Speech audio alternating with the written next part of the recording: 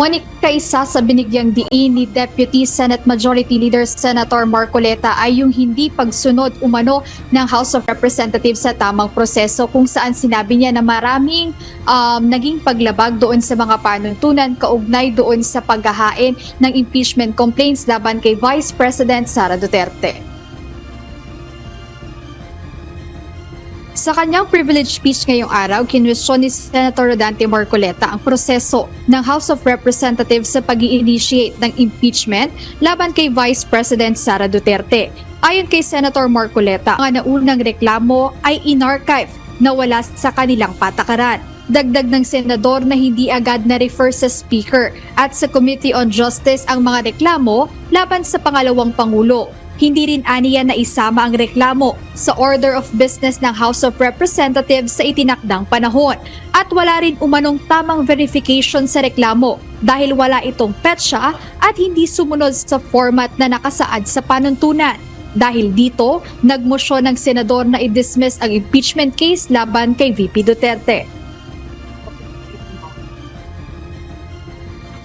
Has already spoken.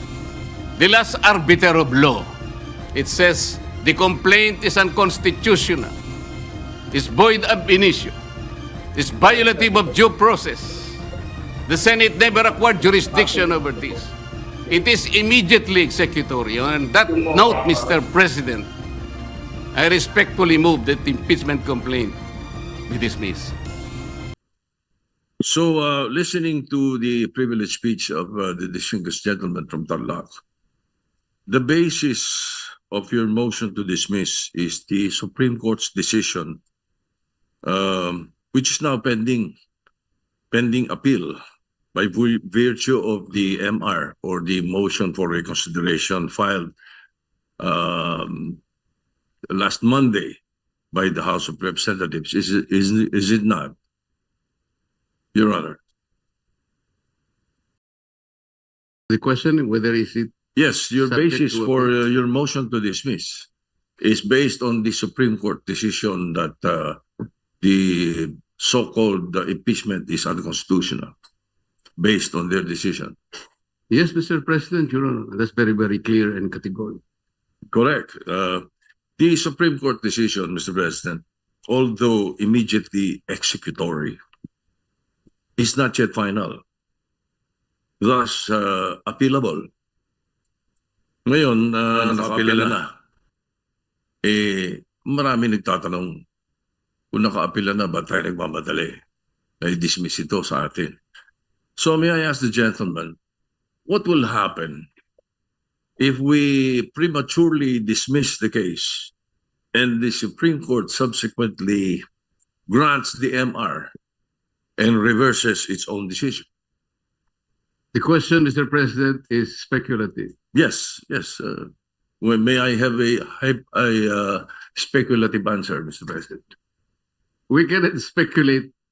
We can only guess, second guess, because on the basis of our experience as a practicing lawyer, Mr. President, ito pong ganitong klaseng desisyon, talaga pong wala na pong kaduda-duda na kahit po mag-file pa tayo ng motion for reconsideration. We are hoping against hope. It is as if we are wishing for the moon.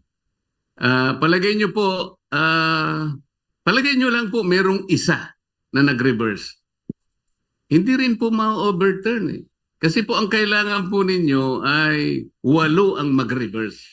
Sa inaakala po ba ninyo meron kayong makukuhang 8 na pumirma doon sa unanimous decision na babaligtarin po nila yung kanyang sarili. Kaya napakahirap pong mag-speculate, Mr. President. I will accept the answer of the gentleman, but I have done my research, Mr. President. And to remind everyone, the reversal of the Supreme Court's own decision is not impossible, even in landmark cases. In the case of Labogal, Bilaan Tribal Association Incorporated versus Victor Ramos, GR number 127882, December 1st, 2004, questioning the constitutionality of Republic Act 7942 or the mining law, the Philippine mining law. The Supreme Court granted the MR, reversing and setting aside its earlier ruling.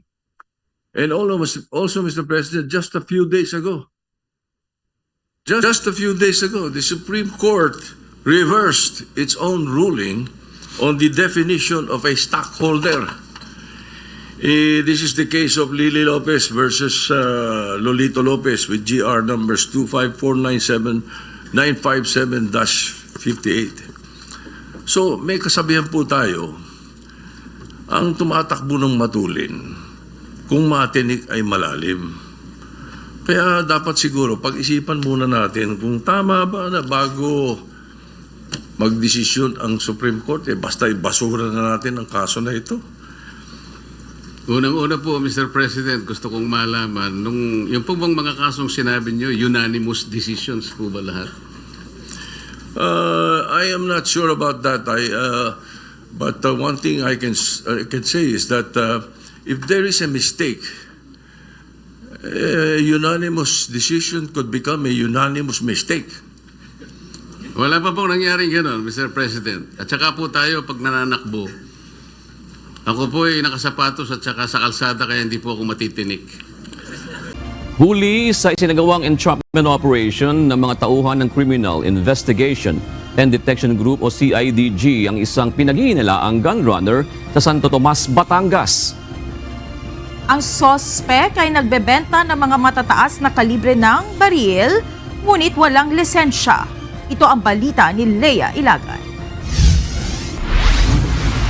Matagal na nilang ginagawa ito, which kaya nga naka-achieve na rin sila ng following ng mga customers. Ang takot nga ng CIDG doon kasi sa dami ng kanilang mga parokyano, umaabot na pati yung mga nefarious groups, mga gun for hire groups, nagiging kliyente na nitong grupo na ito.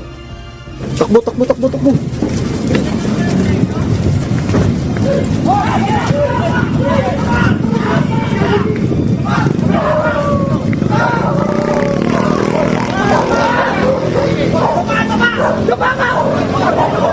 Sa isang gasoline station na ito sa Santo Tomas, Batangas, nakatakda ang gagawing pagbili ng undercover police ng matataas na kalibre ng baril mula sa suspect. Ang suspect na itinago sa pangalang Zandi ay isang buwanang minamanmana ng mga otoridad dahil sa pagbebenta ng loose firearms sa Batangas at mga kalapit na lugar. Ayon kay Criminal Investigation and Detection Group Director, Police Brigadier General Christopher Abrahano, 700,000 piso ang halaga ng 3 baril na kunyari ay bibilhin ng mga otoridad. Dalawa dito ay kalibre 5.56 rifle at ang isa ay caliber 22 rifle. Through an informant, meron nang dinidevelop yung ating CIDG doon sa Batangas. So, dinevelop itong information na ito at eventually nakapagkasa sila ng deal. Nahikayat nila itong dalawa na makipag-transact sa kanila. And so, kinasa nga yung operation. Bukod sa mga baril, nakuha din sa suspect ang magazine at 30 kahon ng mga bala. Aminado din si Brigadier General Abrahano na imported ang naturang mga baril kaya't kasama sa iimbestigahan ng CIDG ay kung paano ito nakapasok ng bansa. Tama yung observation mo, Lea, no? These are not ordinary loose firearms. Pero ito, ang tawag namin dito ay mga factory-built rifles or close to factory-built rifles. Mga original parts ito na binuo para maging M4 type rifles. So these are not manufactured here in the country. So it begs the question, saan galing ito? Anong avenues galing to? Meron na ba tayong firearms smuggling na nangyayari? So we're looking at that at we're developing law enforcement projects para makita natin ito.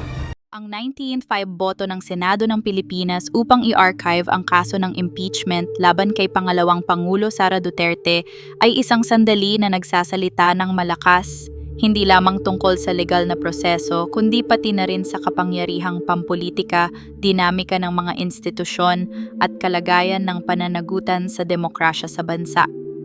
Legal na batayan versus pampolitikang imahe. Ang karamihan sa mga senador ay umayon sa desisyon ng Korte Suprema na idineklara ang reklamo bilang null and void ab initio dahil sa paglabag sa one-year bar rule at kakulangan sa due process. Sa pananaw ng batas, may saysay ito. Kung ang pinakamataas na hukuman ay nagsabing walang bisa ang kaso, ang pagsunod ng Senado sa desisyong iyon ay pagpapatibay sa batas. Binigyang diin ito ni Senate President Francis Escudero na nagbabala laban sa cherry-picking ng mga desisyon at binigyang halaga ang respeto sa mga institusyon. Ngunit hindi batas lamang ang dapat gamitin bilang lente sa pagtingin sa botong ito.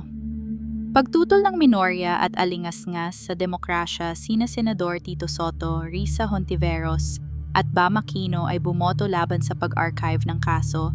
Iginiit na dapat naghintay ang Senado sa resolusyon ng Korte Suprema sa motion for reconsideration ng Kamara. Ang pahayag ni Soto, "Maawa-nawa ang Diyos sa inyong desisyon," ay matinding paalala na hindi ito simpleng procedural vote. Isa itong moral at pampulitikang pahayag. Ang kanilang pagtutol ay nagpapakita ng mas malawak na pangamba na maaaring napaaga ang kilos ng Senado at posibleng nasira ang balanse ng kapangyarihan na layunin ng impeachment process, komentaryo, prinsipyo o politika. Ipinapakita ng botong ito ang isang nakakabahalang uso sa politika ng Pilipinas, kung saan ang mga teknikalidad sa batas ay nagiging daan upang iwasan ang mas malalim na usapin ng pananagutan.